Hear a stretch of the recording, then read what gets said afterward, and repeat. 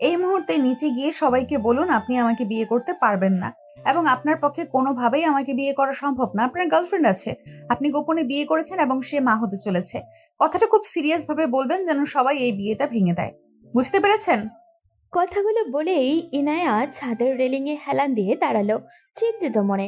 অপর পক্ষ থেকে কি উত্তর আসবে তার তো জানা নেই, ভাবমূর্তিও বোঝা যাচ্ছে না। বেশ চুপচাপ মানুষটা, বুকে হাত বেঁধে দাঁড়িয়ে আছে, দৃষ্টি নিক্ষেপ করা সোজা তার পায়ের জুতার দিকে। ইনায়ার কথায় কোনো প্রতিক্রিয়া জানালো না, গভীর চিন্তায় ধ্যানমগ্ন হয়ে আছে। ভ্রু কুঁচকালো ইনায়া। মানুষটা কি কালা? কোনো কিছু শুনে না কিছু? এমন সিরিয়াস কথার কোনো প্রতিক্রিয়া নেই। ইনায়া জারিফের সামনে হাতে তুড়ি বাজিয়ে বলল, ও হ্যালো, কি ভাবছেন?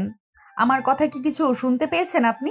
বিয়ের আয়োজন শুরু হয়ে গিয়েছে, দ্রুত নিচে যান আর কথাগুলো বলুন। জারিফ এবার সোজা হয়ে দাঁড়ালো, প্যান্টের দুই পকেটে হাত গুজে সরাসরি ইনায়ার দিকে দৃষ্টি নিক্ষেপ করলো। ইনায়ার মুখের দিকে ভালোভাবে তাকিয়ে বলল, আমি কানে কম শুনি না, জাস্ট বোঝার চেষ্টা করছি আপনি পাগল নাকি অসুস্থ মস্তিষ্কের। কথাটা ইনায়ার প্রেস্টিজে লাগলো। একটা ছেলে কিনা তাকে পাগল বলে অপমান করলো, সে আবার ভ্রু কুচকালো, কৌতূহলী মুখে দাঁতে দাঁত চেপে প্রশ্ন ছুড়ল, আমাকে পাগল বা অসুস্থ মনে হওয়ার কারণ কি আপনার?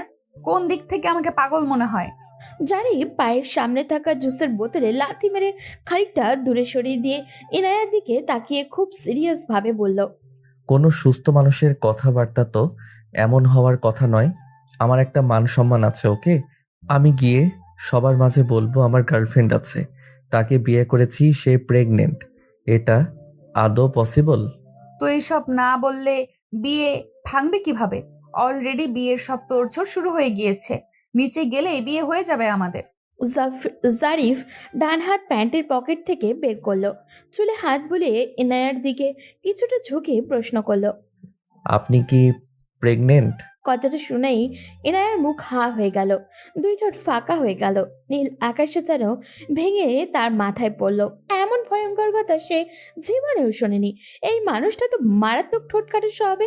ছি, এত জঘন্য প্রশ্ন করলো কিভাবে? একদমই তো মেয়েদের সম্মান দিতে জানেন না দেখছি। ইনায়া বেশ ঝাঁঝালো কণ্ঠে বলল, কি বললেন আপনি?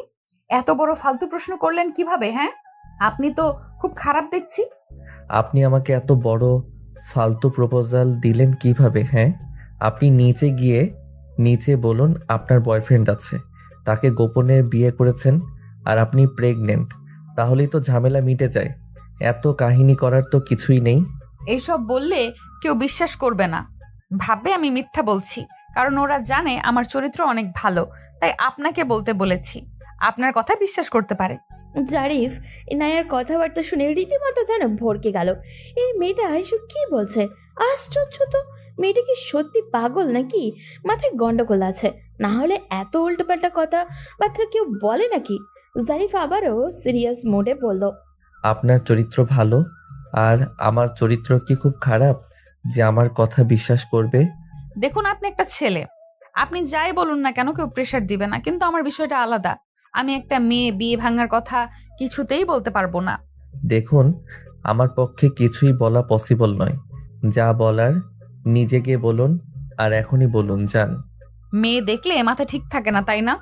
আপনার ভাবসাব দেখে মনে হচ্ছে এই বিয়েতে সম্পূর্ণ মত আপনার, কিন্তু আমার মত নেই, বুঝতে পেরেছেন? আমার বয়ফ্রেন্ড আছে, অন্যের গার্লফ্রেন্ড বিয়ে করা কি খুব গর্বের কাজ?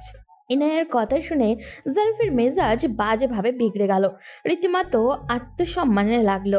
সে চোয়াল শক্ত করে বলল, এক্সকিউজ মি, কি নাম যেন আপনার? আয়া, রাইট? শুনুন মিস আয়া, আমার কখনোই কল্পনাতেও ছিল না নিজের থেকে 3 গুণ বয়সী বড় কোনো মহিলাকে বিয়ে করতে হবে।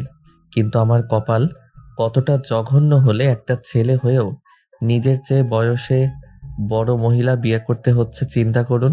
জারিফের কথা শেষ হতেই ইনায়া অগ্নি চোখে জারিফের দিকে তাকিয়ে বলল, ও হ্যালো, আমার নাম ইনায়া, নট আয়া। ক্লিয়ার? আর আপনি কোন আক্কেলে আমাকে আপনার থেকে 3 গুণ বয়সী বড় মহিলা বলছেন? এখনো পর্যন্ত কোনো মানুষ বিশ্বাসই করে না যে আমি অনার্স থার্ড ইয়ারে পড়ি। যে দেখে সেই বলে তুমি কোন ক্লাসে পড়ো। আমি যখনই বলি অনার্স থার্ড ইয়ার, মানুষ হাই হুতাশ করে বলে এটা কিভাবে সম্ভব। দেখে তো একদমই বাচ্চা লাগে।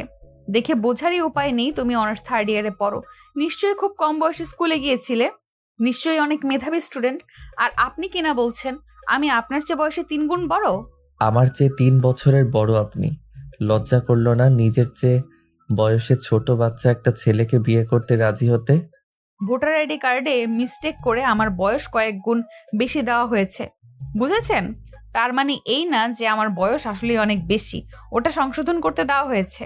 শাক দিয়ে মাছ ঢেকে কোনো লাভ আছে? এনিওয়ে, আমি আপনাকে ক্লিয়ার করে বলে দিচ্ছি, বিয়ে আমি একটা চাপে পড়ে করতে রাজি হয়েছি, এটা ঠিক। কিন্তু আমি কখনোই এই বিয়ে মেনে নিব না। একটা কথা মাথায় রাখবেন, আমার গার্লফ্রেন্ড আছে, অনেক সুন্দরী গার্লফ্রেন্ড। তাছাড়াও শহরের সমস্ত সুন্দরী মেয়েরা আমার পিছনে পিছনে ঘোরে।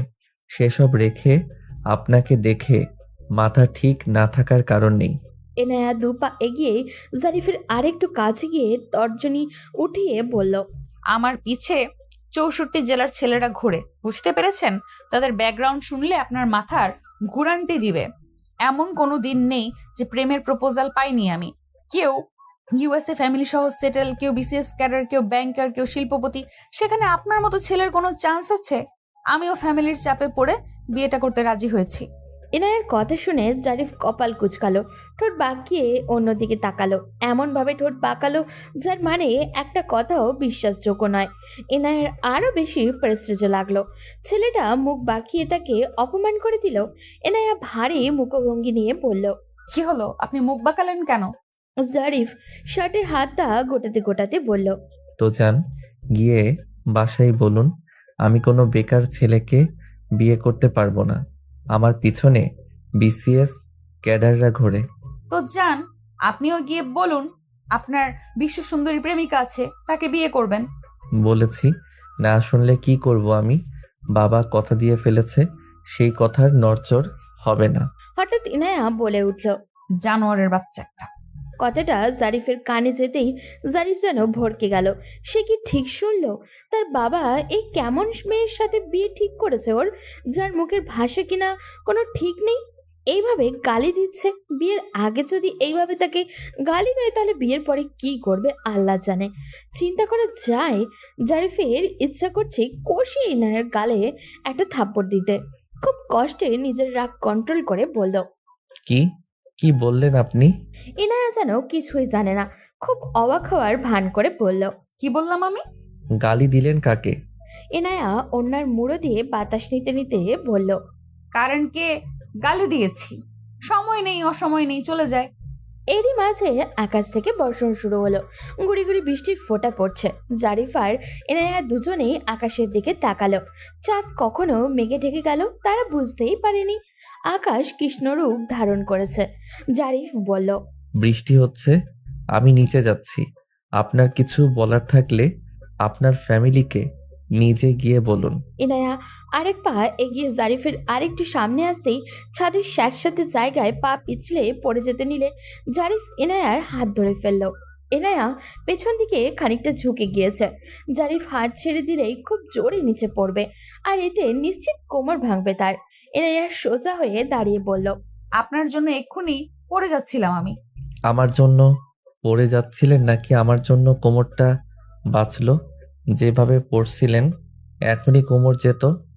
এরই মাঝে বৃষ্টি আরো জোরে শুরু হলো। রোড লাইটের আলো ইনায়ের একতলা ছাদের উপরে পড়েছে। এতক্ষণ কেউ কারো চেহারা খেয়াল করেনি। জারিফ দেখলো তার সামনে থাকা মেয়েটি চুলে হাঁটুর নিচ পর্যন্ত পড়েছে। লাল 3 পিস পরা, গোল মুখশ্রী, ফর্সা একটি মেয়ে দাঁড়ানো। সব মিলিয়ে মেয়েটিকে সুন্দর বলা যায়। জারিফের শ্যামলা গায়ে খোঁচা খোঁচা দাড়ি। জারিফকে শ্যামলা বললেও ভুল হবে। গায়ের রংটা অনেক বেশি উজ্জ্বল। উজ্জ্বল শ্যামলা মুখে খোঁচা খোঁচা দাড়িতে বেশ সুদর্শন দেখতে। এমন সময় নিচতলা থেকে দুজন ছাতা মাথায় দিয়ে ছাদে এলো। সাথে দুটো ছাতাও নিয়ে এলো। একটা মেয়ে ইনায়ার চাচাতো বোন। এসেই সোজাসুজি জারিফকে দুলাভাই ডাকলো। মেয়েটি হেসে হেসে মশকরা করে বলল, কি দুলা ভাই, আমার আপুকে কেমন লাগলো? বলেই জারিফের হাতে ছাতাটা ধরিয়ে দিল। দুলাভাই সম্বোধন শুনেই জারিফ লজ্জা পেল। জীবনে প্রথম কেউ তাকে এভাবে দুলাভাই বলে ডাকলো। সে বড় বড় চোখে ইনায়ার দিকে তাকালো। ইনায়া তার ছোট বোনের মাথায় একটা চাটি দিয়ে বলল, তুই বিয়েটা কর, দুলাভাই না বলে একেবারে জামাই ডাক। জারিফের যেন রীতিমতো অপমান করে ইনায়া ছাদ থেকে নেমে গেল। সাথে ইনায়ার সেই বোনটিও নেমে গেল। জারিফ বিরক্ত হয়ে ছাদের রেলিং এ হেলান দিয়ে গিয়ে আবারও দাঁড়ালো। জারিফের বন্ধু একটা ছাতা নিয়ে জারিফের কাছাকাছি এসে বলল, কি সমস্যা ভাই? মেয়েটা তো খারাপ না দেখতে, তাহলে আমাকে এত গুরুত্বপূর্ণ মেসেজ দিলে কেন বিয়ে ভাঙার জন্য? এই মেয়ে নিজেই তো আমাকে বিয়ে করতে চাইছে না, ওর বয়ফ্রেন্ড আছে। যে মেয়ে বিয়ে করবে না বলে সরাসরি এসে আমাকে বলে গেল, সেই মেয়েকে বিয়ে করা কতটুকু যুক্তিসঙ্গত ব্যাপার? তুই কেন বিয়ে করবি না বল? তোর তো কোনো গার্লফ্রেন্ড নেই। আমার এই বেকার লাইফে একটা মেয়ের দায়িত্ব কিভাবে নেই বলো? এমনি বাড়িতে তুমুল অশান্তি, আমি বেকার বলে ভাবি সারাক্ষণ ভাইয়ার সাথে অশান্তি করে। তার ধারণা ভাইয়ার সব টাকা আমার আর সংসারের পেছনে যাচ্ছে। বাড়িতে 3 বেলা অশান্তি এই নিয়ে, রাতে ঘুম আসে না আমার। আমি টোটালি ডিপ্রেশনে ভুগছি। অনার্স শেষ লাস্ট 2 বছর আগে, এখনো কোনো জব হলো না। বেকারত্বের অভিশপ্ত জীবনটা কেটে গেলে মনে হয় বাঁচতাম, নিজের আত্মসম্মানটা বাঁচত। যেখানে নিজের আত্মসম্মান নেই, সেখানে একটা মেয়ের সম্মান কিভাবে রক্ষা করব আমি? জারিফের বন্ধু জারিফের কাঁধে হাত রেখে বলল, বিয়ের পর আল্লাহর রহমত বাড়ে। হতেই পারে এই মেয়েটি তোর সৌভাগ্যের চাবিকাঠি। বিয়ের পর তোর কপাল খুলে গেলে। দেখ ভাই, আমি কোনোভাবেই এই বিয়ে করতে পারবো না। বাবাকে 1000বার বুঝিয়ে কোনো লাভ হয়নি। তুই প্লিজ কিছু কর। তাছাড়া মেয়েটার বয়ফ্রেন্ড আছে। হতেই পারে মেয়েটা তোর মতো পারিবারিক সমস্যায় আছে, তাই বয়ফ্রেন্ডের অজুহাত দিয়েছে। কিছু তো সমস্যা আছে পারিবারিকভাবে, না হলে বড় বোনকে রেখে ছোট বোনকে বিয়ে দিচ্ছে কেন? ছেলেটা কিন্তু দেখতে মাশাআল্লাহ ইয়ানা, এরকম হ্যান্ডসাম ছেলে হাজারে কিন্তু একটাও পাওয়া যায় না। ব্রিলিয়েন্ট স্টুডেন্ট, ঢাকা ইউনিভার্সিটি থেকে অনার্স শেষ করেছে। জব একসময় হয়েই যাবে। তুই চোখ বুজে বিয়েটা করে নে ভাই। আর যেখানে তোর কোনো বয়ফ্রেন্ড নেই সেখানে তো চিন্তা ভাবনার কি আছে বুঝলাম না। ইনায়ার কাজিন সামিরা ছাদ থেকে নামার সময় কথাগুলো ইনায়াকে বলল। ইনায়ার চলন্ত পা দুটো আচমকাই থেমে গেল। সে সামিরার দিকে তাকিয়ে বলল, আমি কোনোভাবেই এই বিয়ে করব না। বুঝতে পেরেছিস তুই? আমাকে পালিয়ে যাবার সুযোগ করে দে তুই। কিভাবে দিবি জানি না। বাট সমস্যা কি? সমস্যা তুই বুঝতে পারছিস না। আমি আমার আপুরাকে কেন বিয়ে করব? আমার আপুর দিকে তাকিয়ে দেখেছিস? সে তার ছোট বোনের বিয়ের জন্য ঘরের কাজ করছে। মানুষজন তাকে ঠেস দিয়ে নানান কথা বলছে। আমার আপুর কি একটুও কষ্ট হচ্ছে না? মোট কথা, আপুর বিয়ে না হলে আমি বিয়ে করব না। ইয়ানা আপু খুব শক্ত মনের মেয়ে। ট্রাস্ট মি, আপুর কষ্ট হচ্ছে না। আপু তোর খুশিতে কখনো অখুশি হবে না। সেটা আমি জানি সামিরা। আপু আমার খুশিতে পৃথিবীতে সবার থেকে বেশি খুশি হবে। কিন্তু আমার কি কিছুই করণীয় নেই? আমি বিয়ে করে এটা বোঝাতে পারবো না যে আমি আমার আপুর চেয়ে বেশি সুন্দরী। তাই আমার বিয়ে হয়ে গিয়েছে আর আমার আপুর বিয়ে হয়নি। কি অদ্ভুত রে ইয়ানা, আপুর মাস্টার শেষ, চাকরির চেষ্টা করছে, একজন সুশিক্ষিত ভদ্র মেয়ে, অথচ সামান্য গায়ের রং এবং এর জন্য আবুকে রেখে পাত্রপক্ষ বারবার তোকে চয়েস করছে। কি আছে এই সাদা চামড়ার মাঝে? আজকাল চামড়ার সাথে টাকার বিয়ে হচ্ছে, মনের সাথে মনের বিয়ে হচ্ছে না। কিন্তু আমি এটা হতে দেব না, কিছুতেই না। আমার আপুর এত বড় অসম্মান আমি মেনে নিব না। আমি পালিয়ে যাব, তাও বিয়ে করব না। যেদিন আমার আপুর বিয়ে হবে সেদিন বাড়িতে ফিরে আসব। পালিয়ে কোথায় যাবি ইয়ানা? যাওয়ার কি জায়গা আছে? এতে তোর বাবার মান সম্মান আরো নষ্ট হবে। তুই পালিয়ে গেলে এই কেলেঙ্কারির জন্য আপুর চরিত্রেও এই তকমা লেগে যাবে। মানুষ বলবে ওর বোন পালিয়ে গিয়েছে, ওর চরিত্র আর কত ভালো হবে। তাহলে কি করব আমি? আমি এই মুহূর্তে বিয়ে জিনিসটাই মেনে নিতে পারছি না। আরেকবার চাচুকে বুঝিয়ে বললে হয়। চল আমার সাথে। তুই কিন্তু বাবাকে বলবি। সামিরা আর ইনায়া নিচে আসলো। বেশ খানিকটা রাত। ইনায়ার বাবা তার রুমে বসে টাকা গুনছে, কিছু কিনতে যাবে। এমন সময় সামিরা আর ইনায়ার দুজনেই ইনায়ার বাবার রুমে প্রবেশ করলো। ইনায়ার বাবা সামিরার দিকে তাকিয়ে বলল, মা সামিরা, ইনায়াকে সাজিয়ে দাও, এখনই পাত্র আসবে। আঙ্কেল, ইয়ানা কিছু বলবে। কি বলবে বলো? ইনায়ার ভয়ে বুক ঢিপ ঢিপ করছে, তাও বলল, বাবা, আমি এই বিয়ে করতে পারবো না। আপুর বিয়ের আগে আমি বিয়ে করব না। আর কিছু বলবা? তুমি এই বিয়ে ভেঙে দাও বাবা। তুমি আপুর জন্য ছেলে দেখো। তোমার বিয়ে আজ হবে, আর এখনই হবে। তোমার আপুর বিয়ে যেদিন হয় হবে। তোমরা যদি আর আমাকে কোনো প্রেসার দাও, আমি এইবার কিছু একটা করে ফেলবো। আমি আর নিতে পারছি না। বাবার কাছে কোনো রকম পাত্তা না পেয়ে ইনায়ার ভীষণ দুঃখ হলো। মনে মনে সে বোনকে খুঁজছে, কিন্তু কোথাও নেই। ইনায়া খেয়াল করলো জারিফের বিয়ে ভাঙা নিয়ে কোনো গুরুত্ব নেই, আরামে সোফায় বসে ফোন গুতাচ্ছে। ইনায়া এই মুহূর্তে বেশ রাগ করছে জারিফের উপরে। সে চাইলেই তো সব হতো। দেখতে এসে বিয়ে হচ্ছে, তাই বাড়িতে মানুষজনও কম, প্রতিবেশীরা কয়েকজন আছে। ইনায়ার দুই ফুপু কিছুক্ষণ আগে এসেছে। ইনায়ার বড় ফুফু ইনায়ার বড় বোন তানায়াকে বলছে, এত লেখাপড়া শিখে কি ম্যাজিস্ট্রেট হয়েছিস তুই? তুই বাদে দেখ আশেপাশে তোর বয়সী অবিবাহিত মেয়ে কেউ আছে কিনা। তোর চেয়ে 10 বছরের ছোট যারা, তাদেরও বিয়ে হয়ে গিয়েছে। এখন তোর ছোট বোনেরও বিয়ে হয়ে যাচ্ছে। আর কি তোর বিয়ে হবে? যখন ইন্টার পাস করলি 100 বার বললাম বিয়ে কর বিয়ে কর। তুই দেমাগ দেখাই বললি আমি লেখাপড়া শিখবো। বাবার ছেলে নেই, আমি ভাই হয়ে দেখাবো। ভাই হয়ে দেখাতে গিয়ে কি করলি বল? কয় টাকা কামাইছিস এই পর্যন্ত? বরং আমার ভাইয়ের যা ছিল চুষে খেয়েছিস। আমার ভাই এখনো গাধার খাটনি খেটে মরছে। যে কয় টাকা তোর পিছনে খরচ হয়েছে তা এক জায়গায় থাকলে আমার ভাই বুড়ো কালে বসে বসে খেতে পারত। আমার ভাইকে তো শেষ করেছিস, সাথে নিজেও বুড়ি হয়েছিস। এই বয়সী মেয়ে কেউ বিয়ে করবে জীবনেও? ইনায়ার ছোট ফুফু বলল, বিয়ে করবে না কেন? করবে। যার বউ মরে গিয়েছে, 2-3টা বাচ্চা আছে, তারা ছাড়া আর কে বিয়ে করবে? তানায়া তার দুই ফুপুর কথা শুনে কান্না করে দিল। ভীষণ কান্না পাচ্ছে তার। এত বাজে কথা সে আর সহ্যই করতে পারছে না। নীরবে চোখের পানি ফেলে যাচ্ছে শুধু। ইনায়ার বড় ফুপি আবারও বলল, এতগুলো পাত্র আনলাম, একটাও ওদের পছন্দ হয় না। আরে বাবা, অন্যদের পছন্দ হবার আগে নিজের চেহারা তো আয়নায় দেখতে হয়।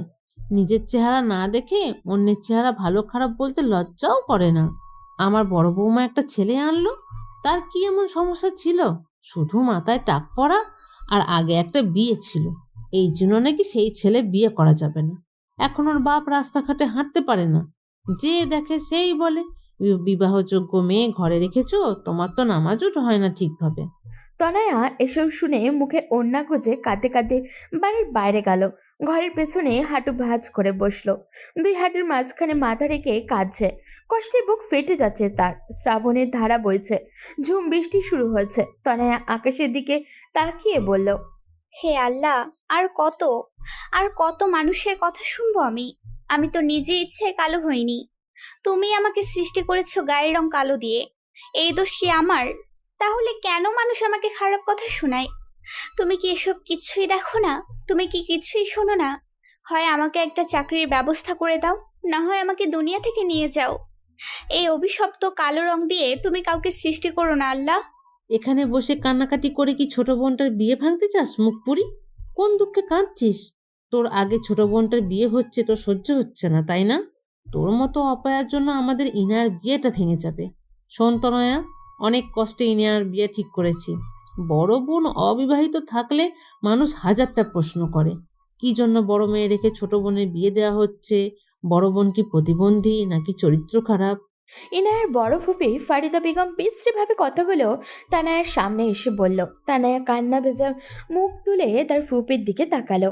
তানায়ার বুক ফেটে যাচ্ছে কষ্টে। আপনজনদের থেকে এত বাজে কথা তার সহ্য হচ্ছে না। ইচ্ছা করছে এখানেই সুইসাইড করতে। শ্রাবণের এই প্রবাহিত ধারার দিকে তাকিয়ে তনয়া বলছে, এই রাতটাই আমার জীবনের শেষ রাত হোক।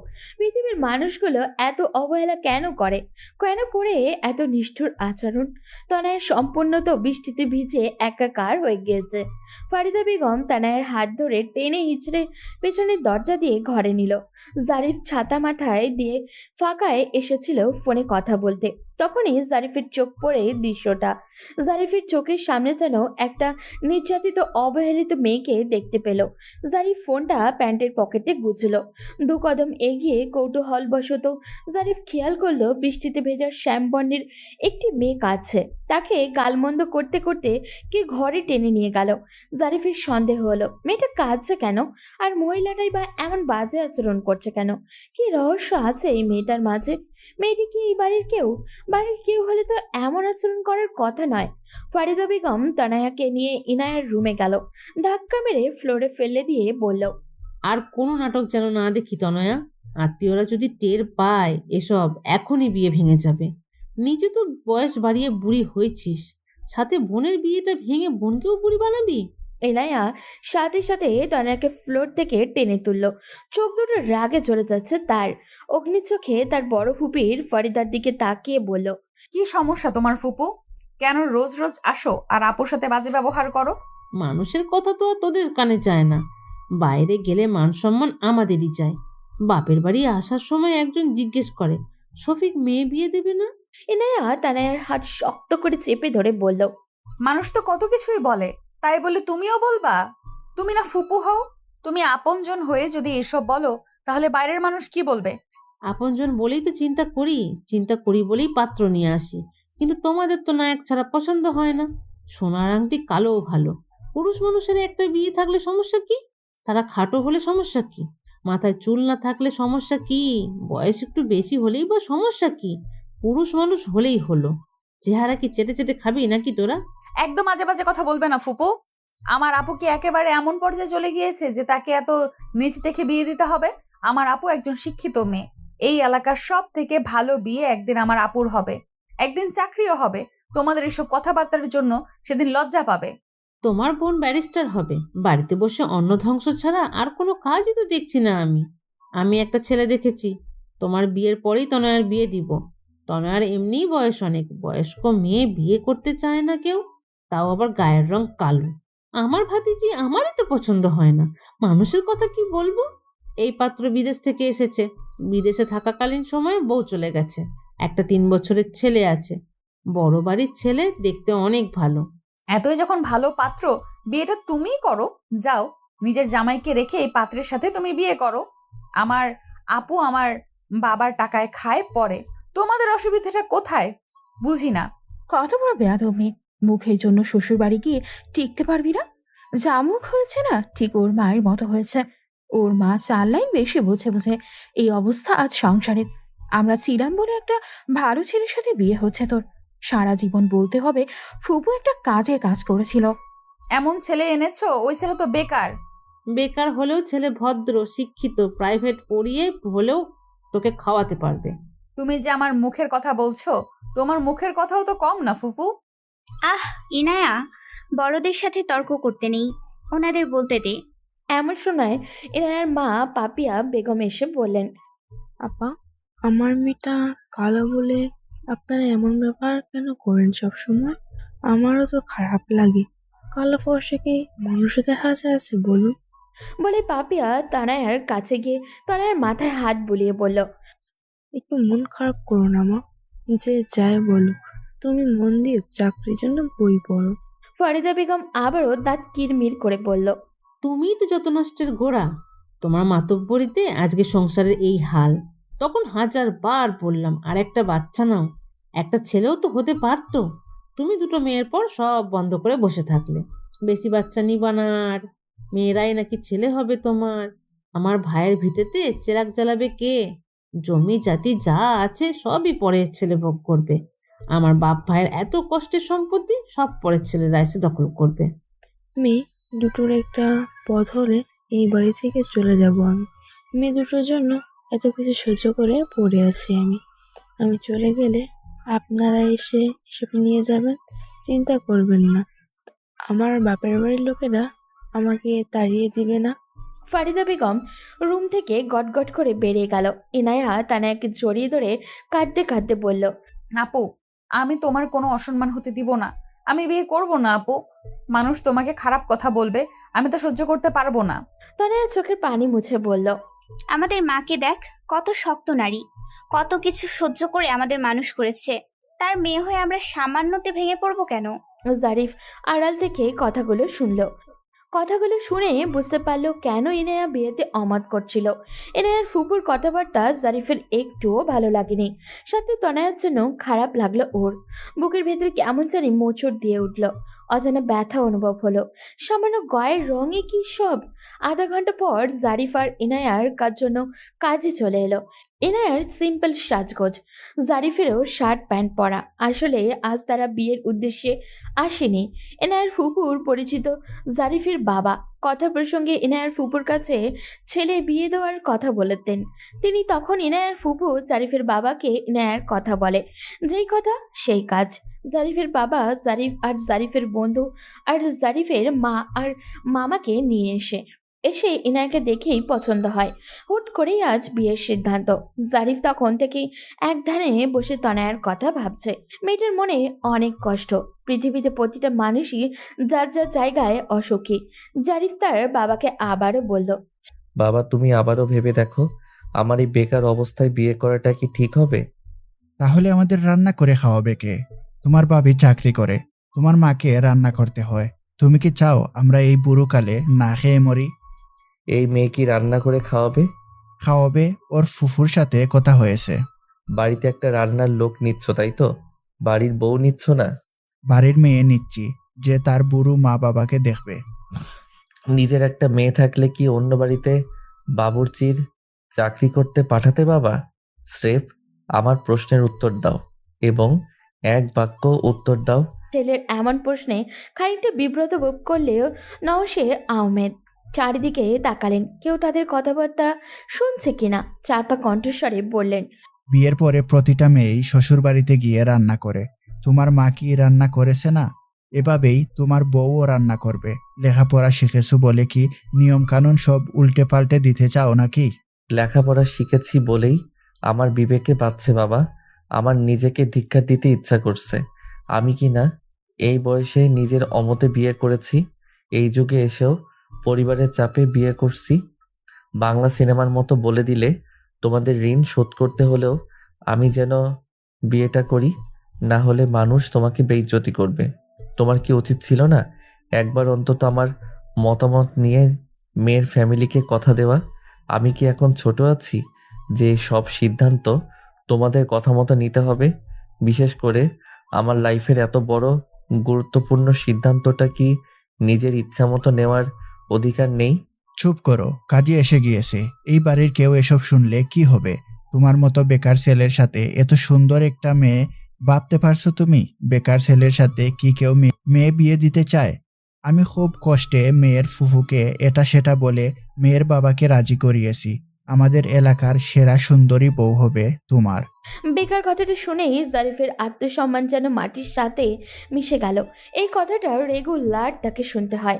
এটা যেন তার জীবনের অভিশাপের মতো হয়ে আছে।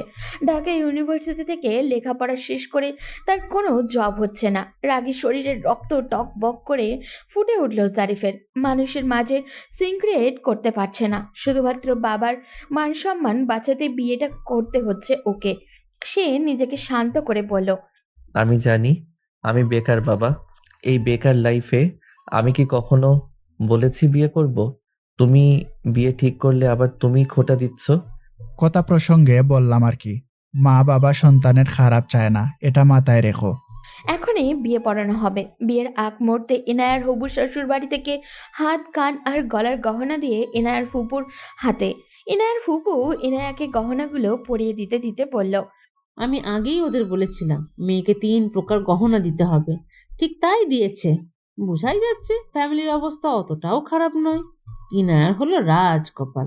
সাউথ থেকে এক প্রতিবেশী বলে উঠল, ইনায়ার যে সুন্দর চেহারা, রাজকপাল ছাড়া আর কি হবে শুনি? সাইড থেকে এক প্রতিবেশী বলে উঠল। এরই মাঝে কাজে চলে এলো। বিয়ে পড়ানো শুরু হয়ে গেল। ইনায়া আর জারিফ দুজনেই চাচ্ছিল কোনোভাবে যেন বিয়েটা না হয়, কিন্তু কপালে লিখন খণ্ডানোর ক্ষমতা কারোর তো নেই। দুজনের অনিচ্ছা থাকলেও বিয়েটা হয়ে গেল। কবুল বলতে ইনায়ার আধা ঘন্টা সময় লেগে গেল। কবুল বলার সাথে সাথেই পাল্টে যাবে তাদের পুরো জীবন। চারিদিক থেকে সবার অনুরোধে ইনায়া কবুল বলল। কবুল বলে চিৎকার দিয়ে কেঁদে দিল ও। এই বিয়ে নিয়ে ইনায়ার কত স্বপ্ন ছিল। আগে তার আপুর বিয়ে হবে, আপুর বিয়েতে প্রচুর সাজগোজ করবে, অনেক মানুষ আসবে। নিজের বিয়ে নিয়ে কি প্ল্যান করে রেখেছিল ও? বিয়ের 7 দিন আগে থেকে বাড়িতে একটা বিয়ে বিয়ে আমেজ থাকবে। নাচে গানে আর আনন্দে মুখরিত হবে চারপাশ। আর যার সাথে বিয়ে হবে সে হবে একজন রাজপুত্র। ইনায়াকে ভীষণ প্রায়োরিটি দিবে। বিয়ে নিয়ে সব প্ল্যান করবে ইনায়ার সাথে, সারাক্ষণ চোখে হারাবে তাকে। কিন্তু কিছুই তো হলো না। বিয়ে নামক কাঙ্ক্ষিত জিনিসটার স্বপ্ন ধ্বংস হয়ে গেল ওর।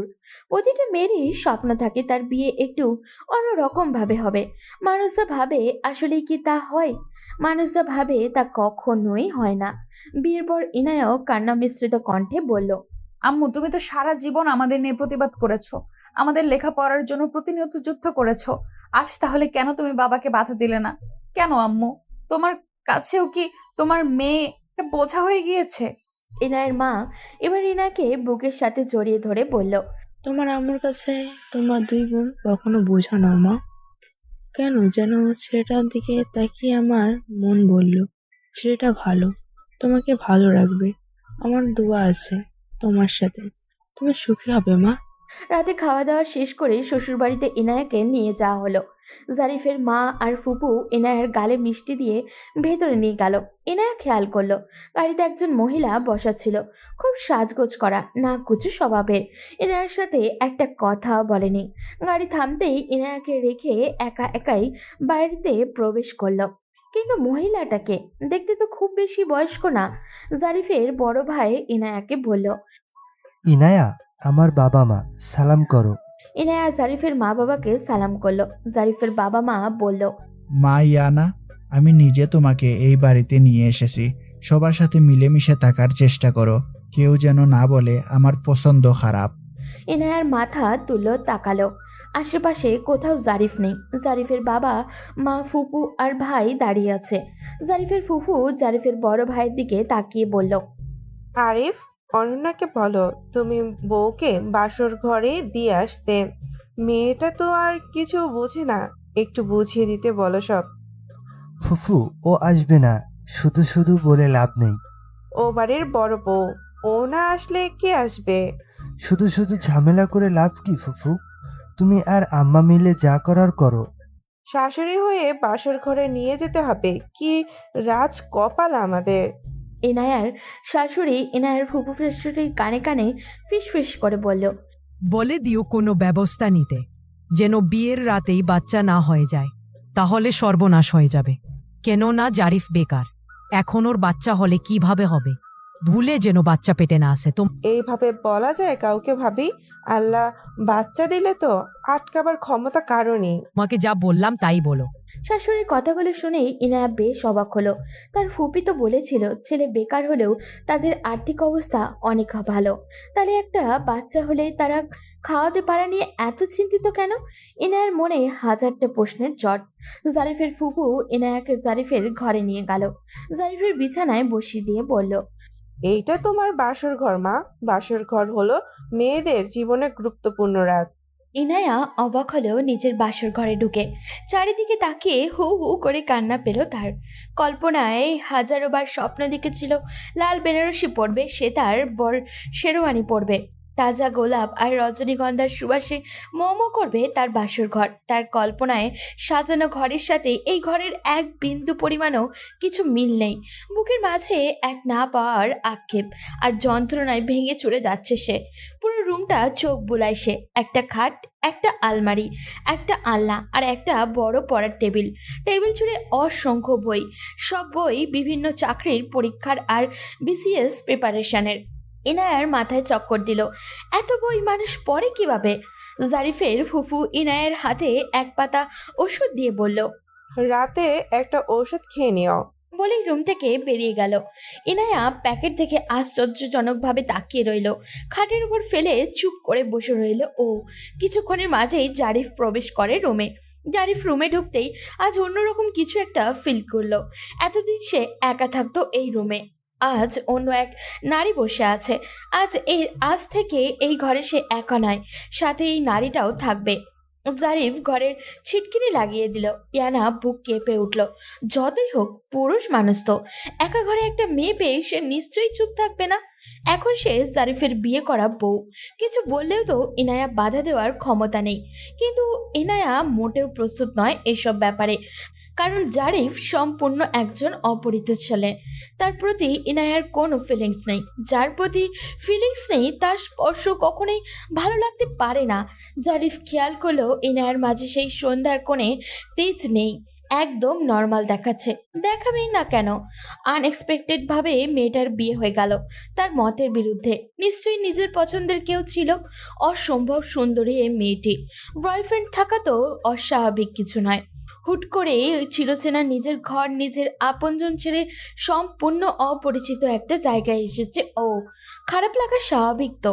বিয়ে তো হয়ে গিয়েছে, এখন আর মেয়েটির সাথে ঝামেলা করে লাভ নেই। তবে মেয়েটি যদি তার বয়ফ্রেন্ডের কাছে যেতে চায়, জারিফ বাধা দিবে না। জারিফ ইনায়ার কাছে এসে বলল, আপনি বোধহয় ক্লান্ত, ঘুমিয়ে পড়ুন। জারিফের কথা শুনে ইনায়া আরো অবাক হলো। সে বাসরঘর সম্পর্কে যা শুনেছে তার সাথে কিছুই ঘটলো না। ইনায়া স্বস্তি পেল কিছুটা। জারিফ ইনায়ার দিকে খুব ভালোভাবে তাকিয়ে দেখলো মুখটা ভীষণ ক্লান্ত দেখাচ্ছে। জারিফ আবারও বলল, আপনি ওয়াশরুমে গিয়ে হাত মুখ ধুয়ে ফ্রেশ হয়ে নিন, ভালো লাগবে। আর এই শাড়িটা চেঞ্জ করে নিন। আমি আর পোশাক আনিনি। আচ্ছা, আগে ফ্রেশ হয়ে আসুন। ইনায়া ওয়াশরুমে গিয়ে চোখ মুখে পানি দিয়ে ফ্রেশ হয়ে নিল। ফ্রেশ হয়ে বাইরে বেরিয়ে দেখে জারিফ একটা সুতির শাড়ি হাতে নিয়ে দাঁড়িয়ে আছে। ইনায়া কিছু বলার আগেই জারিফ বলল, মায়ের থেকে একটা সুতির শাড়ি চেয়ে এনেছি, আপাতত এটা পরে নিন। ইনায়া জারিফের হাত থেকে শাড়িটা নিয়ে আবারও ওয়াশরুমে গেল। শাড়িটা চেঞ্জ করে বাইরে এলো। হঠাৎই বিয়ে হওয়াতেই ইনায়ার জন্য কোনো শাড়ি, চুড়িদার কিছুই কিনতে পারেনি জারিফদের বাড়ি থেকে। জারিফ দেখলো সাধারণ একটা সুতি শাড়িতেও ইনায়াকে অসাধারণ লাগছে।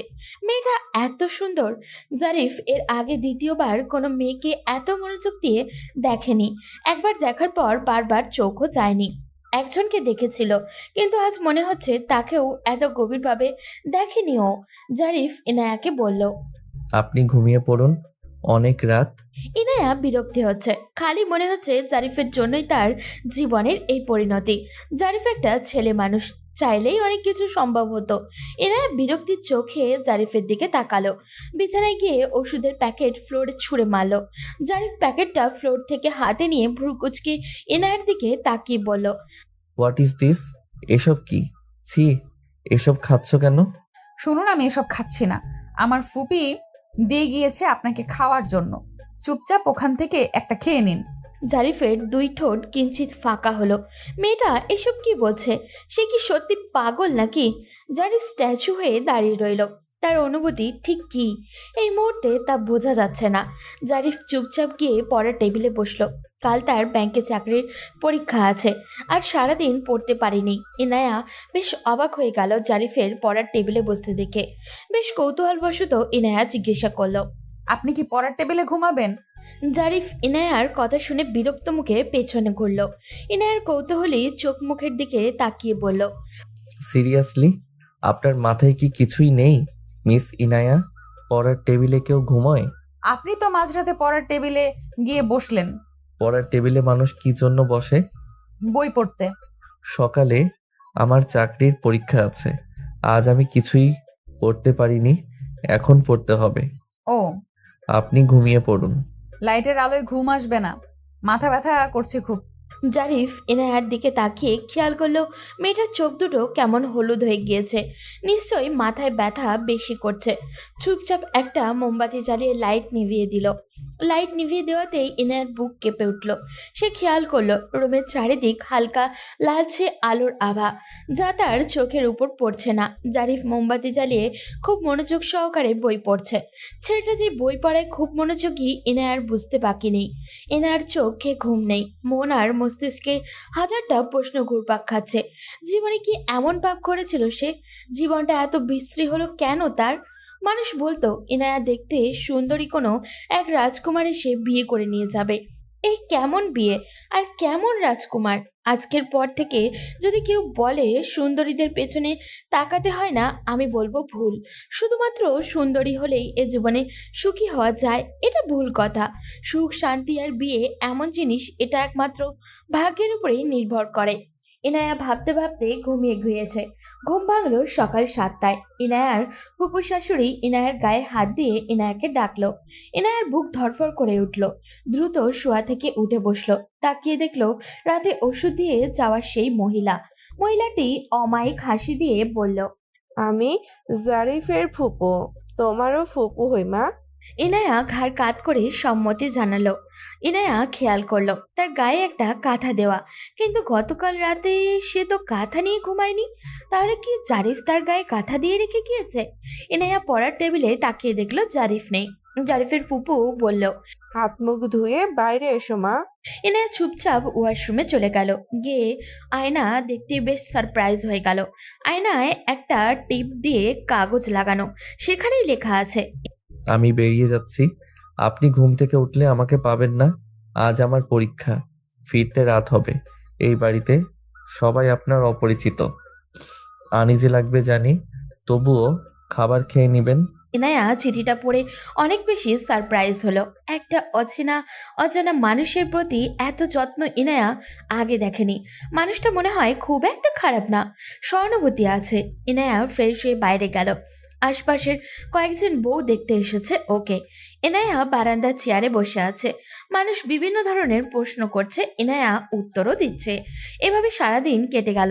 ঝাঁকে ঝাঁকে মানুষ এসে বউ দেখার পালা। ওদিকে আজ তনয়ার একটা চাকরির পরীক্ষা ছিল। সন্ধ্যার খানিক আগেই পরীক্ষা শেষ করে বাড়িতে ফিরেছে। গ্রামের পরিচিত এক দাদা বলল, কি ব্যাপার তয়না, বড় বোন রেখে ছোট বোনকে বিয়ে দিলে? তোমার কি শ্বশুর বাড়ি যেতে হবে না? তনয়া অমায়িক হাসি দিয়ে বলল, যাব শীঘ্রই। বয়স কত হলো? 30 কি ছাড়িয়েছে? না, 27। ওই তো একই কথা। এখন আর বিয়ে করে কি লাভ আছে তোমার? যৌবন তো শেষ প্রায়। পুরা যৌবন এভাবে কাটিয়ে দিলে রাতে ঘুম হয় তোমার? আমার তো একদিন বউ কাছে না থাকলে মাথা ঠিক থাকে না। আর তুমি 27 বছর কিভাবে কাটিয়ে দিলে? পার্কে টার্কে যাও নাকি? লজ্জা আর অপমানে তনয়ার শরীর রিড়ি করতেছে। এই লোকটাকে জুতো খুলে মারতে ইচ্ছা করছে তনয়ার। ছলছল চোখে নিয়ে তনয়া মুখভঙ্গি স্বাভাবিক রেখে বলল, কত মানুষ তো বিয়েই করে না, তাদের কি জীবন কাটে না? আমাকেও না হয় সে দলেই ধরুন। আরে কি বলো? তোমার জন্য আমি আছি না? কাউকে না পেলে আমার ঘাড়ে ওঠো। আচ্ছা ঠিক আছে। আমি কিন্তু ইয়ার্কি করলাম, কিছু মনে করো না। মাঝে মাঝে কিছু মানুষ মজার ছলে এত বাজে কথা আমাদের বলে যায়, যার প্রতিবাদও করা যায় না, আবার ইগনোরও করা যায় না। বাধ্য হয়ে চুপচাপ সহ্য করতে হয়। তনয়া আরো খানিকটা এগোতেই একজন মহিলা বলল, তোমার ছোট বোনের নাকি বিয়ে হয়েছে? জি। তুমি কি এইভাবে পড়ে থাকবে নাকি? ছোট বোনের বিয়ে হয়ে গেল আর তুমি বসে আছো? কেউ গোছানো আছে নাকি? আমি চাকরির জন্য অপেক্ষা করছি। বিয়ের পর কি চাকরি করা যায় না, নাকি কেউ জুটছে না? শোনো, বয়স তো কম হয়নি, দিন যাবে আর চেহারা খারাপ হবে। মোটামুটি ছেলে পেলেও বিয়ে করে নাও। যেখানে তোমার বিয়েতে ছোট বোন আনন্দ করবে, সেখানে তুমি একমাত্র মেয়ে যে কিনা ছোট বোনের বিয়ে খাচ্ছ। আমার মেয়ে তোমার 10 বছরের ছোট, তারও তো দুটো বাচ্চা। ভালো তো। তনয়া কাউকে কিছু বলতে পারে না। সে শুধুমাত্র মানুষের বাজে কথা সহ্য করে। আর সারাদিন ছোট বোনের বিয়ে নিয়ে যে পড়েছে সে কথাগুলো শুনিয়েছে তাকে। তনয়ার ভীষণ মন খারাপ। বাড়িতে মন খারাপ করে ঢুকলো। তনয়ার মা তনয়াকে বাড়িতে ঢুকতে দেখেই বলল, পরীক্ষা কেমন হলো মা? ভালো মা। তনয়া কাপড় চেঞ্জ করে ফ্রেশ হতেই তার মা খাবার নিয়ে এলো। তনয়ার মন খারাপ দেখে বলল, ইয়ানার জন্য কি মন খারাপ মা? হ্যাঁ মা, কেমন ফাঁকা ফাঁকা লাগছে সব। ও থাকলে বাড়িটা একাই মাতিয়ে রাখে। খাবারটা খেয়ে ইয়ানাকে ফোন দাও। খেতে ইচ্ছে হচ্ছে না মা। কিছু নিয়ে মন খারাপ করো না মা, ধৈর্য অনেক কঠিন, ফলাফল অনেক মিষ্টি, তুমি ধৈর্যের ফল পাবে। সেটা কবে মা? আমি কবে চাকরি করব আর বাবাকে ফুপুদের হুকুম থেকে রক্ষা করব? ফুপুদের জমিতে চাষ করে খায় বলে বাবা যেন ফুপুদের কাছে আটকে আসে। তোমার বাবার ছেলে নেই বলে ওরা দুর্বল ভাবে, দাম দেয় না। তোমার বাবার মানুষটা খারাপ না, কিন্তু ভয় পায়। দেখো না, একটা সিদ্ধান্ত নিজের হাত নিতে পারে না। মানুষ যা বোঝায় সে তাই বোঝে। এই যে সবাই বুদ্ধি দিল, তোমার তো ছেলে নেই, ঘর বানাবা কেন? সে আর ঘর বানালো না। তোমার চাচা ঢাকা থেকে একটা এটা তারই ঘর। সবাই যার যার মতো কিছু না কিছু গুছিয়েছে, কিন্তু তোমার বাবা তা পারেনি। সে কখনোই ভাবেনি আমাদের কিছু গোছানোর প্রয়োজন। আমার জীবনটা যেভাবে কেটে গেল, আমি চাই না আমার মেয়ে দুটোর জীবন আমার মতোই কাটুক। আমি যেদিন চাকরি পাবো সেদিন সবাইকে বলো মায়ের কালো মেয়ে আজ সুন্দর হয়ে গিয়েছে। সারাদিন কেটে গিয়ে সন্ধ্যা নেমেছে। জারিফের ভাবেই অনন্যা বলল, আম্মা, জারিফের বউকে রান্নাটা শিখিয়ে দিন। ওর ফুফু তোমার বাবাকে বলেছে ও নাকি সব পারে। ইনায়া ফ্যাল করে তাকিয়ে রইল। সে তো কখনো রান্নাই করেনি, টুকটাক পারে। ফুপি এত মিথ্যে কেন বলল? শাশুড়ির হুকুমে ইনায়া লবণ হলুদ মাখানো মাছ গরম তেলে জোরে ফেলতেই তেল ছিটকে তার হাতে এসে লাগলো। সে চিৎকার দিয়ে উঠল। জারিফের মা এবার চেঁচিয়ে বলল, ওইভাবে কেউ মাছ ফেলে? সামান্য এইটুকু জ্ঞান তোমার নেই। তোমার মা শিখিয়েছেটা কি? ইনায়া হাতের ব্যথায় ছটফট করছে। অনন্যা চোখ মুখ বাঁকিয়ে বলল, এই মেয়ে নিয়ে এসেছেন রান্নার জন্য? বোঝাই যাচ্ছে কি রান্না করে খাওয়াবে। তোমার বাবা তো বললো তুমি বিশাল রান্না জানো। যাও, ফ্রিজ খুলে ডিম ভেঙে হাতে লাগাও আর তোমার রুমে চলো। নেহা কিছু না বলে চুপচাপ নিজের রুমে প্রবেশ করলো। তার পিছন পিছন অনন্যাও রুমে আসলো। অনন্যা এসেই ইনায়ার কানের দুল খুলতে খুলতে বলল, এসব তো আমার গহনা। তোমাকে বিয়ের দিন পরানোর জন্য দিয়েছিলাম, এখন নিয়ে যাচ্ছি, পরে আবার হারিয়ে যেতে পারে। ইনায়া অবাক হয়ে অনন্যার দিকে তাকালো। অনন্যা এক এক করে হাত, কান, গলা সব গহনা খুলে নিয়ে গেল। বিয়ের পরের দিন নতুন বইয়ের সব গহনা খুলে নেওয়ার মদ লাঞ্ছনা এই দুনিয়াতে নেই। হাতের যন্ত্রণা আর মনের যন্ত্রণা দুই মিলে একাকার হয়ে গেল। ইনায়া বুঝতে পারলো এই বাড়িতে আরো অনেক কিছু তাকে সহ্য করতে হবে। রাত 9টায় জাফির বাসায় ফিরল। তার হাতে কয়েকটা প্যাকেটগুলো টেবিলের নিচে রাখলো। ইনায়া খাটের উপরে বসে আছে। জারিফ রুমে ঢুকতেই ইনায়ার দিকে নজর গেল। কেমন যেন খালি খালি লাগছে দেখতে, কি যেন একটা মিসিং। জাফির খেয়াল করলো কানে কোনো গহনা নেই তার গায়ে। জারিফ হাতের ঘড়ি খুলতে খুলতে বলল, কেমন আছেন? ভালো। সারাদিন খেয়েছেন? আপনি? বাইরে থেকে খেয়েছি। রাতের খাবারও খেয়ে এসেছেন? না। ও, আপনি তো ফোন আনেননি। আমার ফোনে ফোন দিয়েছিল আপনার বাড়ি থেকে। কথা বলুন। ইনায়া ফোনটা নিয়ে ব্যালকনিতে চলে গেল। জারিফ বুঝতে পারলো কিছু একটা গরমিল হয়েছে। সে এগিয়ে গেল ব্যালকনির দিকে। আড়াল থেকে শুনতে পেল, আম্মু জানো আজ আমার গরম তেলে হাত পুড়ে গিয়েছে, কিন্তু কেউ হাতটা ধরেও দেখেনি, কেউ জিজ্ঞাসাও করেনি আমার কষ্ট হচ্ছে কিনা, কেউ একটু মলমও এনে দেয়নি। তুমি নেই বলে আজ কেউ আমার ব্যথায় উতলা হয়ে ওঠেনি। তোমার মতো আসলে কেউ হয় না আম্মু। আমার বিয়ে দিলে কেন আম্মু? জীবনে কি এমন পাপ করেছিলাম আমি? আপু মনে করে গায়ের রং কালো হওয়া পাপ, কিন্তু আজ আমি মনে করছি গায়ের রং সাদা হওয়াটাও পাপ। আজ গায়ের রং সাদা বলেই মানুষের নজরে এসেছি, আর নিজের ক্যারিয়ার হওয়ার আগেই বিয়েটা করতে হলো। সদ্য বিবাহিত মেয়ের কথা শুনে ইনায়ার মায়ের বুক ফেটে যাচ্ছে। কান্না চেপে ধরে রাখতে পারছে না। কয়েকটা নিঃশ্বাস নিয়ে বলল, জারিফ দেখিনি। জারিফ, তুমি কি যাতা বলছো আম্মু? তাকে আজ ঘুম থেকে ওঠার পর মাত্র দেখলাম। এই বাড়ির সবাই সমান। আমি জারিফের কি হই আম্মু সে দায় দেখাতে যাবে? আমার কপালটা এত খারাপ হবে কল্পনাও ছিল না আম্মু। শ্বশুর বাড়িতে মেয়েদের আপনজন হয় একমাত্র স্বামী, কিন্তু আমার ক্ষেত্রে তা সম্পূর্ণ উল্টো। জারিফ তার বাবার কথা মতো বিয়ে করেছে, কবুল বলেছে, ব্যাস দায়িত্ব শেষ। বউ কি জিনিস এটাই তো সে জানে না। নিজের পছন্দে নিজের ইচ্ছায় বিয়ে করেনি। সে আমাকে পছন্দ করে না, চেনে না, জানে না, হুট করে বিয়ে করেছে। সে আমার খেয়াল কিভাবে রাখবে আম্মু? বিয়ে এভাবে হয় ইয়ানা, অজানা একটা মানুষ আপন করে হয়ে যায়। যাকে আমরা চিনতামই না সে জীবনের চেয়ে প্রিয় মানুষ হয়ে যায়। জীবনে এমন অনেক কিছু ঘটে যায় যা আমরা কল্পনাও করি না। জারিফ শিক্ষিত ছেলে, আমার বিশ্বাস ও তোমাকে বুঝবে, ও তোমাকে পছন্দ করবে, এত বেশি পছন্দ করবে যে তুমি সেদিন এই দিনটার কথা ভাববে। কথাগুলো বলার সময় ইনায়ার মা কাঁদছিল, সেটাই ইনায়া বুঝতে পারলো। ইনায়া কান্না মিশ্রিত কণ্ঠে বলল, কেতো না আম্মু। আর শোনো, ওরা আমার গায়ের সব গহনা খুলে নিয়ে গিয়েছে। এসব গহনা জাইরের ভাবির, উনি আজই সব খুলে নিয়েছে। এই বাড়ির পরিবেশ কত খারাপ তুমি জানো না আম্মু? আমার জীবনটা শেষ হয়ে গিয়েছে। আমি একদিনে বুঝতে পেরেছি ওখানের পরিবেশ। চেহারা সুন্দর হলেই মানুষের কপাল সুন্দর হয় না, চেহারার চেয়েও ভাগ্য ভালো হওয়া বেশি জরুরি আম্মু। এরা আমাকে এনেছে শুধু বাড়ির কাজ করানোর জন্য। ওরা ফিস ফিস করে বলা বলি করছিল আমাকে আর পড়তে দিবে না। এমনকি আমার শাশুড়ি আজই বলে দিয়েছে আমি যেন 3 বেলা রান্না করি, সংসারটা গুছিয়ে রাখি। জারিফ বেকার, আমার খাওয়ার পড়ার খরচ দেওয়ার সামর্থ্য নেই। জারিফের চাকরির আগ পর্যন্ত যেন আমি আমার বড় জায়ের সাথে মানিয়ে চলি, যে যা বলে তাই যেন শুনি। সে চাকরি করে, সংসারে টাকা দেয়, বড় লোকের মেয়ে। আজ দুপুরে আমাকে সব বুঝিয়ে দিয়েছেন এইভাবে। এমন হলে আমি জারিফ আর ওর ফ্যামিলির সাথে কথা বলবো। বিয়ের আগে তো এসব কথা ছিল না। এর চেয়ে আমাকে মেরে ফেললে না কেন? এই বাড়িতে আমার কোনো সম্মান নেই আম্মু। কথাগুলো যেন জারিফের হৃদয় ছুঁয়ে ছুরির মতো বিঁধল। এনারা ছলছল চোখ জারিফকে ক্ষত বিক্ষত করলো। নিজেকে ধিক্কার দিতে ইচ্ছা করছে।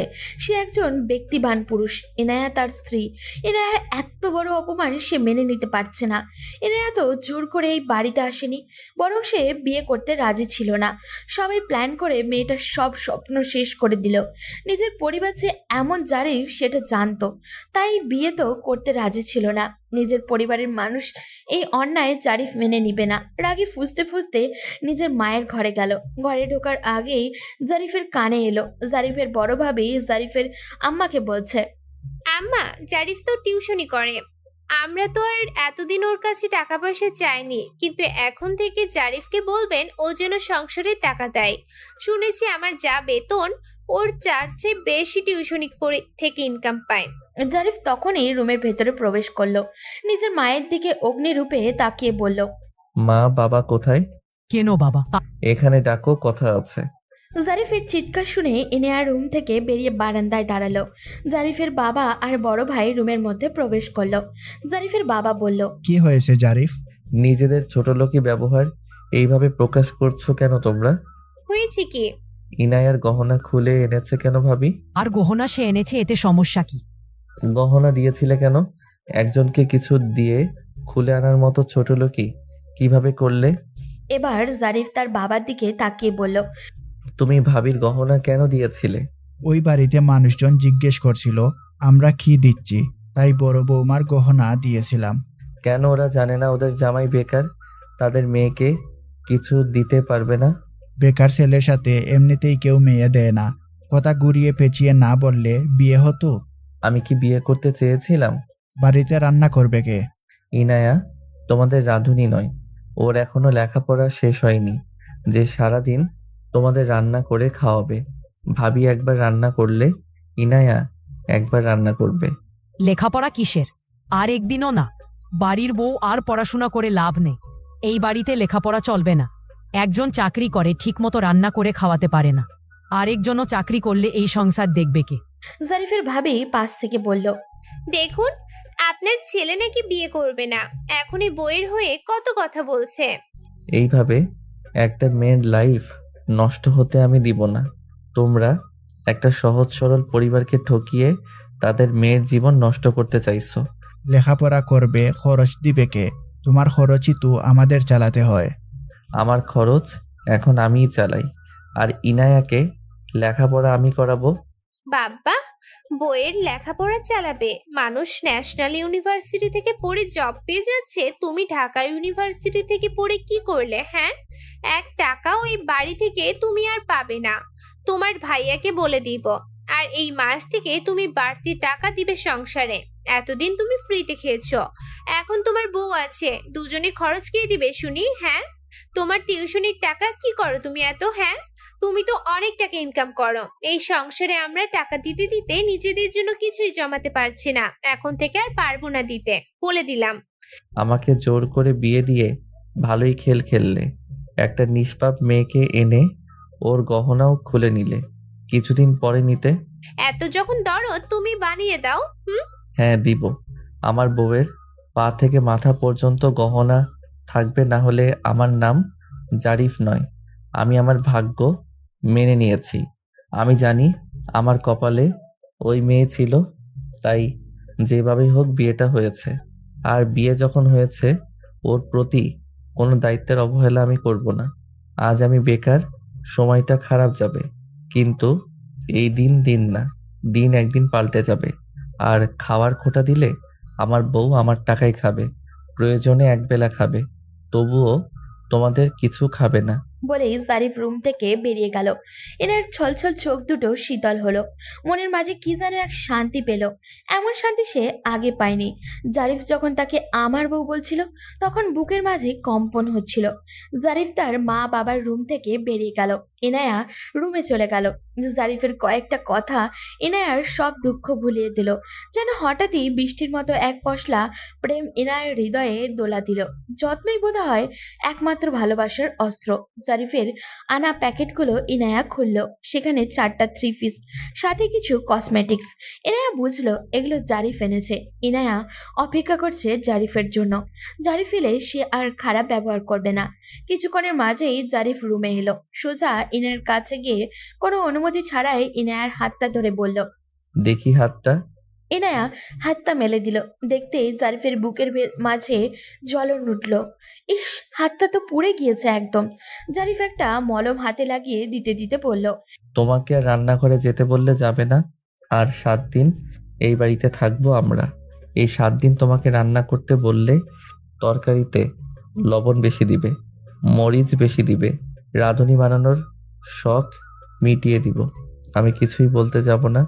ভেবো না আমি কখনো তোমাকে প্রশ্ন করব কেন এমন করলো। আর হ্যাঁ, আমি জানি আমাকে তোমার পছন্দ নয়।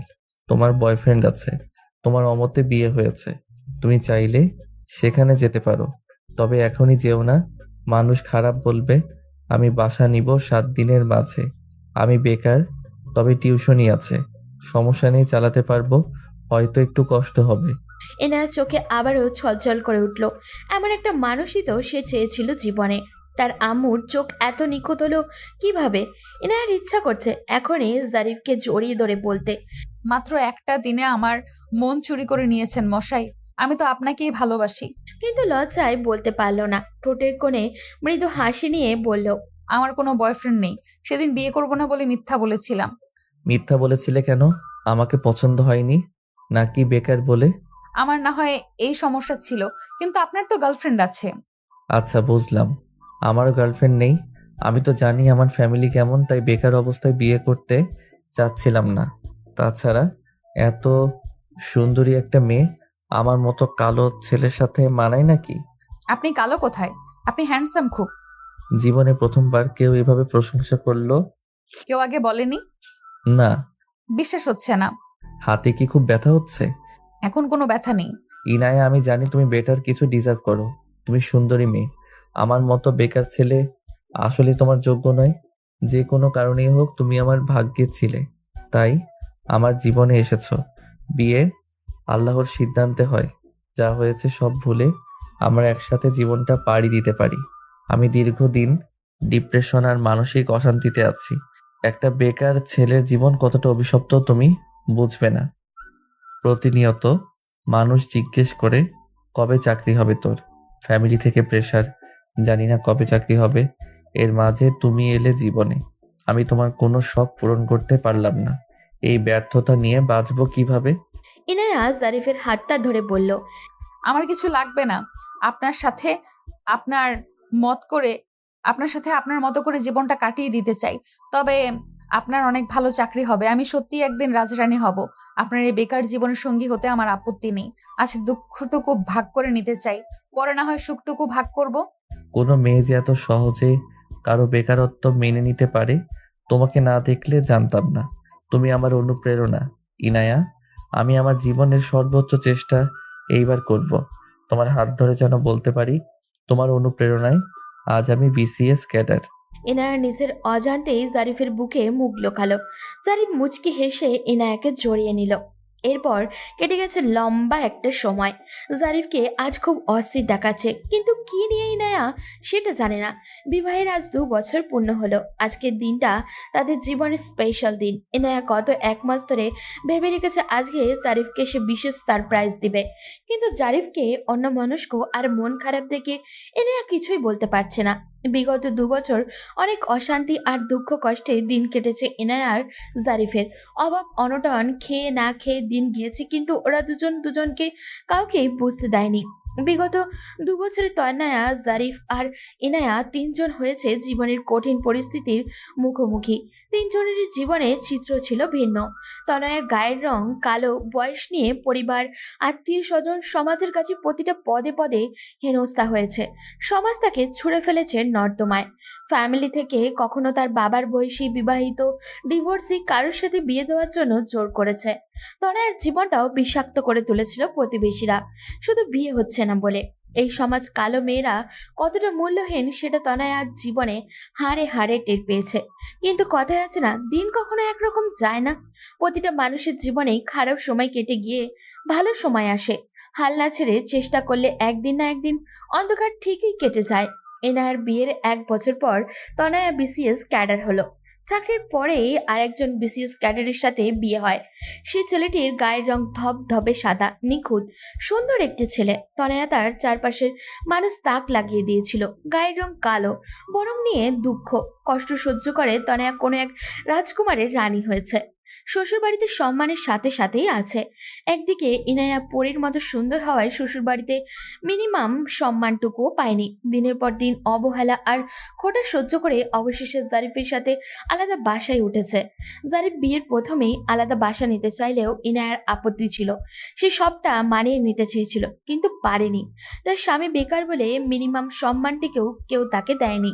সারাদিন খাওয়া পড়া নিয়ে খোটা শুনিয়েছে। একটা সময় না পেরে জারিফের সাথে আলাদা বাসায় উঠে গেছে। সেখানে অভাবে অনাহারে অনেক কষ্টে দিন কেটেছে। জারিফের টিউশনির টাকায় সংসারের সাথে ইনায়ার লেখাপড়ার খরচ। ওদের সমস্যার কথা কাউকে জানায়নি ওরা। অপরদিকে জারিফ জীবনের প্রতিটা কণে কণে টের পেয়েছে বেকারত্বের কষ্ট। মা বাবা সন্তানকে আলাদা চোখে দেখে। জারিফের বড় ভাই ইনকাম করে বলে তাদের সাথে মা বাবা তুমি করে কথা বলে। এদিকে জারিফের সাথে তুই তুকারি যত প্রকার খারাপ ভাষা আছে তাই ব্যবহার করছে। ছেলেদের পকেটে টাকা না থাকলে সম্মান জিনিসটাই থাকে না। ছেলেদের সৌন্দর্য হলো টাকা। তবে জারিফ ইনার সাপোর্ট পেয়েছে। ইনার কখনো ভালো খাবার খেতে ইচ্ছা হলে বলেনি ও। ভালো একটা ড্রেসের দিকে তাকিয়ে চোখ ফিরিয়ে নিয়েছে। সে জানে তার স্বামীর পকেট ফাঁকা। জারিফ সবটা খেয়াল করেছে, কিন্তু করার কিছুই নেই, তাই চুপচাপ থেকেছে। হঠাৎই জারিফ লাফিয়ে উঠল খুশিতে। ইনায়া ভীষণ অবাক হয়ে বলল, তুমি না এতক্ষণ গম্ভীর ছিলে, হঠাৎ কি হলো? জারিফ ইনায়াকে জড়িয়ে ধরে বলল, আজ বিসিএস ভাইবার রেজাল্ট দিয়েছে। আমি শিক্ষা ক্যাডারে প্রথম হয়েছি। ইনায়া খুশিতে কেঁদে দিল। জারিফকে জড়িয়ে ধরল শক্ত করে। জারিফও ইনায়াকে শক্ত করে জড়িয়ে ধরে বলল, আমার এই সাফল্য তোমার জন্য ইনায়া। বলেই জারিফের বন্ধুদের ফোন করলো। ইনায়ার থেকে যে জারিফের প্ল্যান আজও বেশি ছিল ইনায়া জানে না। জারিফের বন্ধুরা এসে জারিফ আর ইনায়ার জন্য বাসর ঘর সাজালো, একদম ইনায়ার মনের মতো করে। পার্লার থেকে মানুষ এলেও ইনায়াকে সাজানোর জন্য। আজ ইনায়ার সেই দিনের বউ সাজের স্বপ্ন পূরণ হলো। ফটোগ্রাফারও আনা হয়েছে। জারিফ বলে দিয়েছে আজ সারা রাত আমার বইয়ের ছবি তুলবেন। ইনায়া জারিফের হাত ধরে আড়ালে ডেকে নিয়ে বলল, এসব কি হচ্ছে? আজ আমাদের ম্যারেজ ডে। বিয়েতে তোমার কিছু অপূর্ণ ইচ্ছা পূরণ করলাম। আর হ্যাঁ, আস্তে আস্তে তোমাকে প্রচুর গহনা বানিয়ে দিব। আপাতত টাকা নেই। তোমার আলমারি ভর্তি দামি শাড়ি হবে, প্রচুর শপিং করবে, একদম রানী করে রাখবো। ইনায়া জারিফকে জড়িয়ে ধরে বলল, আমার তো এসব লাগবে না। সেদিনে আমি আর আজকের আমি এক নই। আমার আলাদা গহনা লাগবে না। আমার গহনা তো আপনি, মিস্টার। আমি জানি, বাট আমি আমার বউকে রানী করে রাখতে চাই। কেটে গিয়েছে আরো 2 বছর।